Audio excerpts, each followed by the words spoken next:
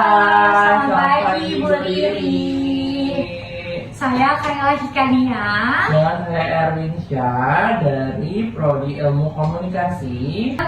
Dari mata kuliah ICT Literasi, kita bakalan membahas satu proposal yang kita buat nih. Dengan judul. Judulnya apa tuh? Judulnya itu peran literasi secara dalam mengoptimalkan pembelajaran e-learning di pendidikan nih.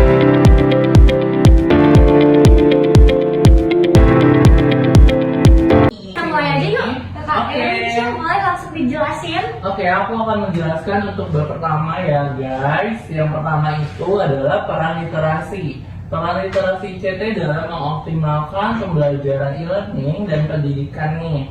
Di sini untuk proposal ini untuk membahas bagaimana literasi ICT itu sendiri untuk berperan penting memaksimalkan pembelajaran di dunia pendidikan melalui penjelajahan tentang definisi, penerapannya, manfaatnya, dan tantangan dalam memanfaatkan ICT itu sendiri nih. Di sini bertujuan untuk memberikan gambaran juga yang komprehensif tentang bagaimana teknologi dapat membantu meningkatkan kualitas pendidikan di Indonesia. Oke, berarti kita langsung masuk aja ya. Masuk aja. Pengertian ICT dalam pendidikan nih. Ada dua teknologi, yaitu teknologi informasi dan teknologi komunikasi. Kalau misalnya teknologi informasi nih Kakak Erwin, nih mencakup aspek-aspek yang berhubungan dengan proses penggunaan sebagai alat bantu manipulasi dan pengolahan informasi nih. Terus juga ada teknologi komunikasi loh. Kalau misalnya teknologi komunikasi itu meliputi semua hal yang berkaitan dengan penggunaan perangkat untuk memproses dan mentransfer data antara satu perangkat lain dengan perangkat lainnya. Satu perangkat dengan perangkat lainnya nih. Oh, kayak ponsel ya Kak? Iya, jadi kayak ponsel, laptop itu juga termasuk teknologi komunikasi kan? Oke, Kak. Oke, lanjut kita ke pemanfaatan Kakak Erwin. Pemanfaat ICT dalam pendidikan. Yang pertama itu ada e-learning, yaitu pembelajaran daring yang memungkinkan siswa secara fleksibel melalui platform seperti Google Classroom atau Zoom Meeting. Di sini kayak admin kita ya, kalau misalnya kita lagi kuliah gitu, kita kan pakai salah satu web yang mengantarkan kayak learning kita ini ya. Mungkin iya, benar, salah satunya di Unsia itu ada word kami apa tadi kan namanya? Sama siapa, tapi kita lebih ke admin ya untuk kayak mengakses materi ini ya, materi yang ada di Unsia. Lalu yang kedua ada aplikasi pendidikan nih Kak. Aplikasi seperti Ruang Guru, Zenius dikembangkan untuk membantu siswa belajar di luar jam sekolah. Iya, ingat banget aku kalau misalnya pas zaman SMA tuh lagi mau UN gitu, lagi mau ujian-ujian, kan kita butuh belajar. Berarti via Zenius, Ruang Guru itu membantu banget ya Kakak. Benar. Lanjut lagi. Yang ketiga nih Kak, ada media pembelajaran interaktif, yaitu seperti video dan animasi untuk membantu siswa memahami pelajaran dengan lebih baik. Di Unsia sendiri ada juga nih untuk video pembelajaran yang akan terjadi di Sikon yang setiap harinya akan ditentukan dosen ingin di jam dan juga di hari apa. Iya, biasanya ditentuin sama mahasiswa-mahasiswa ya. Kayak kita pilih vote, biasanya dosen-dosen kayak lebih ke mementingkan mahasiswanya nih. Mahasiswanya biasanya malam atau pagi. Tapi rata-rata kita di malam ya kayaknya. Jam 7 biasanya tuh. Lalu yang keempat ada pengembangan guru. Guru juga harus belajar Pak di sini. TK mendukung pengembangan guru melalui pelatihan online, kursus, dan webinar yang diadakan seperti itu. Kayak kita sebelum masuk ke Unsia ini ada yang namanya webinar. Itu banyak banget, dari webinar komunikasi, terus juga sistem informasi, terus manajemen, itu banyak banget dari BEM-BEM ya. BEM-BEM terus juga guru juga mencakup untuk materi-materinya. Materi-materinya, Jadi Kak, bagus benar. banget itu pemanfaatan ICT dalam pendidikan, Bisa. guys. Kita lanjut lagi ke Lanjut, media Kak. pembelajaran berbasis ICT nih ya. Baik. Itu aku spill pengertiannya dulu. Ya, pengertiannya itu adalah media pembelajaran adalah alat komunikasi yang memfasilitasi proses pembelajaran dengan membawa informasi dan pengajaran kepada peserta didik. Terus Baik. kalau misalnya kalau pengembangannya nih, yaitu Pengembangannya ada apa, Kak? pemilihan media pembelajaran harus dilakukan dengan cermat.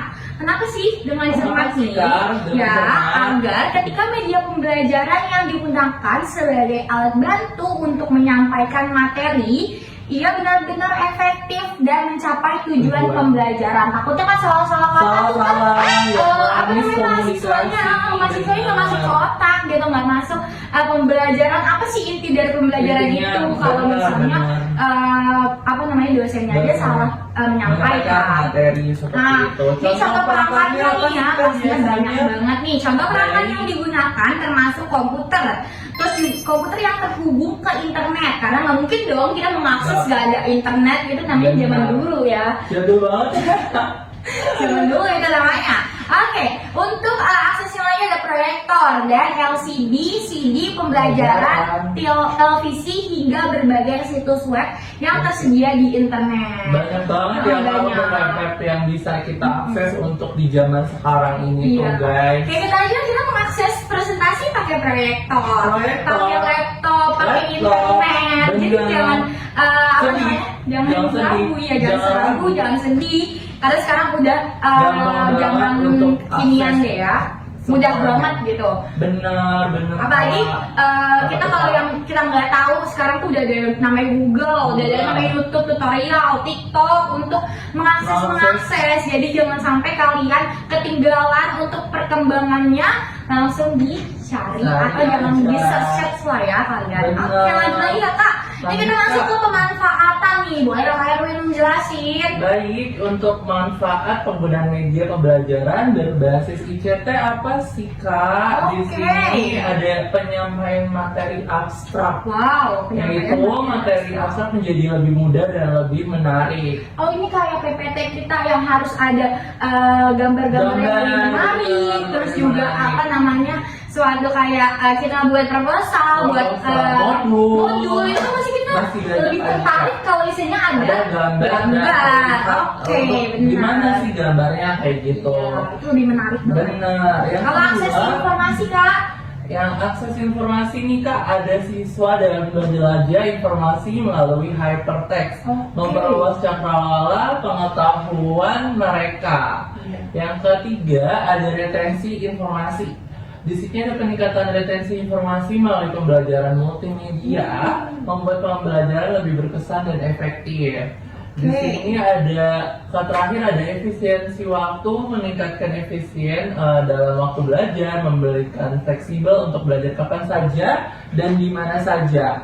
Di sini Unsia juga udah bisa nih guys untuk efisiensi dalam waktu tersebut. Iya, betul. Karena di si Unsia sendiri adalah online nih, Kak. Iya. Jadi kita bisa untuk melakukan akses untuk modul atau materi kapan aja di jam berapa dan dimanapun itu. iya, aku juga gak ngerasa keberatan sih Kak, kayak kuliah di Unsia ini kayak fleksibel banget gitu loh. Benar, Kayak kita Kak. mau ngerjain di jam 12, kita mau ngerjain di jam 1, fleksibel selagi dosen tuh belum narik absen Absen, gitu. Kita terserah benar. gitu.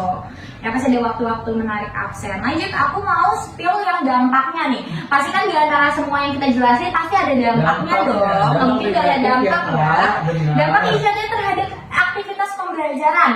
Aku spill yang positifnya dulu nih ya, biar kita lebih positif vibes. Positif vibes banget sih, guys. Oke, positifnya itu mendukung perkembangan intelektual dan mentorik anak dan memperluas wawasan dan memberi kesempatan belajar yang lebih beragam.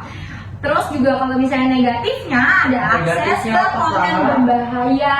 Terus Oh. juga ada seperti materi seksual, kekerasan dan sejenisnya dapat membahayakan anak-anak, karena sekarang kita harus serem banget hati-hati ya, ya Kak. kalau misalnya dalam Benar. bersosial media, TIK atau yang isyata lainnya, kita harus berhati-hati gak Berhati-hati, sih? Kita kan. harus lebih milih-milih nih, mana yang benar mana yang enggak. Karena ada iklan yang pornografi Iya, sekarang banyak udah banget. Kita kalau misalnya nggak pilih-pilih itu bakalan bahaya banget. Bahaya Terus yang banget. ketiga itu ada tantangan Apa nih. tuh Tantangannya tantangannya? ketidaksiapan dosen dalam memanfaatkan internet untuk pengajaran, biaya akses internet, dan terbatasnya sumber informasi dalam bahasa Indonesia. Tapi kalau misalnya sekarang mau di zaman kekinian Udah nggak zaman- mungkin ya, bisa internet kan? tuh nggak mungkin internet nggak bisa dibiaya akses untuk bahasa. Iya. Sini tuh kita udah bisa untuk nggak terbatas lagi untuk bahasa karena Bahasa, tuh. sebelumnya memang ada terbatas untuk bahasa Bahasa, itu sendiri. iya. Tapi sekarang translator untuk AI translator itu bisa Banyak dimanapun. banget ya. Terus juga Kayak ada. WhatsApp aja tuh langsung Udah ada. bisa translate misal Langsung lawan pakai bicara. AI? Iya. Oh, keren juga ya. Iya, jadi kayak lawan bicara kamu bahasa Inggris itu tinggal langsung translate dan di bawahnya langsung ke translate sendiri Oh, untuk oke. tersambung dengan Google Translate itu juga bisa Keren di sih. pengaturannya. Berarti dampak isyata terhadap aktivitas pembelajaran ini lebih kemana nih kalau menurut kakak Erwin? Kalau misalnya ke positif, negatif, atau tantangan nih? Kalau aku sih ya, Kalau menurut aku, kalau menurut kamu apa nih kalau Kak? aku kakak dulu deh, kebanyakan positif ya. Benar. Positif, karena kalau bisa negatif tergantung orangnya, tergantung juga kayak kalian bisa milih atau enggaknya gitu ya, Iya, dalam benar. negatif atau enggak. Kalau bisa tantangan, kayak sekarang udah sulit deh kalau menemukan tantangan di ICT, Di ICT. karena rata-rata semuanya udah gampang. Kalau Iya. kalian mengakses internet Mengakses. itu udah gampang banget. Benar. Kayak saya Erwin tadi bilang WK Iya. ada translatornya, itu udah gampang banget deh ya. Gampang banget guys, tinggal langsung akses by Google itu semuanya ada di situ. Keren. Oke, nanti Gitu. lanjut lagi kakak Erwin di kelebihannya. Oke, lanjut lagi nih Kak, untuk kelebihan media ICT dalam media pembelajaran. Yang pertama ada inovasi e-learning, yang sebelumnya itu Kita kita bahas bisa ya. bahas sebelumnya. Yang kedua, meningkatkan Meningkatkan kematangan berpikir. Lalu ketiga, akses informasi itu lebih cepat kita ambil karena kita bisa searching apapun di Google atau website manapun itu. Iya, jadi jangan takut Jangan ketinggalan takut. nggak sih? Benar. Karena kita udah akses informasi secepat mungkin. Secepat itu, Terus juga Kak. dosen udah ngasih materi cepat, terus matang. Tinggal kita belajarnya kayak gimana ya. Benar. Oke. Lalu ada sistem administrasi yang keempat itu kita bisa loh untuk bayar kayak di Oh, aplikasi iya, Rupiah iya, iya, ada iya. pembayaran. Misalnya yang belum bayar itu kita bisa langsung di website ataupun kakak tinggal ngeprint aja nih Kak untuk bukti pembayarannya juga bisa langsung di situ tanpa perlu Buktiin repot-repot. ya. Kalian harus Kampus kita ke ya, kampus, kampus iya. kita nemuin TU. Capek Ya, capek di jalan. kan? Mending dia Bener. langsung akses Akses. web kita, Bener. diklik pembayarannya, udah pembayaran ke berapa. Berapa, bener. Terus nanti kalian tinggal bayar dengan sesuai dari kuliahnya, dia biasanya pakai pembayaran apa. Iya benar, pembayaran apa tinggal kirim aja seperti itu. Gampang. Di sini media ICT tuh mudah banget untuk Ya, proses pasti. pendidikan, meningkatkan kemampuan mandiri untuk memberikan akses informasi yang lebih luas. Menggunakan teknologi juga membantu dalam menyederhanakan sistem administrasi pendidikan seperti itu kiranya. Lanjut Oke, berarti Kak. aku mau lanjut aja deh ya ke slide yang terakhir. Itu pasti ada kendala. Kendala. Tadi aku spill dampak, pastinya ada kendalanya nih. Kendala Kendalanya apa tuh, pemanfaatan Kak? ICT dalam pendidikan. Ada pelanggaran haki. Yang pertama, pelanggaran haki apa ya? Kakaknya tahu nggak pelanggaran Nah, haki? haki apa sih Kak? Apa sih haki? Kalau misalnya pelanggaran hak itu yang apa? Hak atas kekayaan intelektual. Terus yang kedua itu ada penyalahgunaan pengetahuan. Pengetahuan. Kemudahan untuk mengakses informasi dan membuka pintu bagi penyalahgunaan pengetahuan, di mana individu dapat memanfaatkan keterampilan teknis mereka untuk melakukan tindak kriminal, Kriminal. seperti Serem banget, Kak. peretasan. Peretasan Iya, data berarti ya. berarti dia Hacker. jatuhnya hacker ya, Kak? Iya jatuhnya ya Kak. Oke, berarti ketiga itu informasi palsu Palsu, nih. Dia ada benar. penyebaran informasi palsu atau hoax, Kak. Benar. Banyak banget ya Banyak sekarang banget kayak sekarang. hoax, terus juga orang-orang yang alokasi informasi palsu tanpa adanya bukti dan sumber bukti itu yang pasti banyak bagus, banget sih, apalagi tepat. sekarang udah dunia ICT yang udah pesat banget nih, dan pasti banyak banget. maju kayak gini ya kak. Terus ada kebocoran alat evaluasi ya, Kebocoran akses alat informasi evaluasi. yang mudah juga berpotensi meningkatkan resiko kebocoran alat evaluasi pendidikan yang dapat merugikan institusi maupun siswa yang mengikuti ujian dengan jujur. Oh berarti ini jatuhnya ke ujian ya kak. Banyak banget kayak kebocoran alat evaluasi, padahal nih siswa udah jujur. Tapi kebocoran ada aja. Ada aja ya kak. Terus juga meskipun ICT memiliki banyak manfaat, ada juga beberapa kendala yang diatasi. Salah satunya masalahnya adalah pelanggaran hak asasi.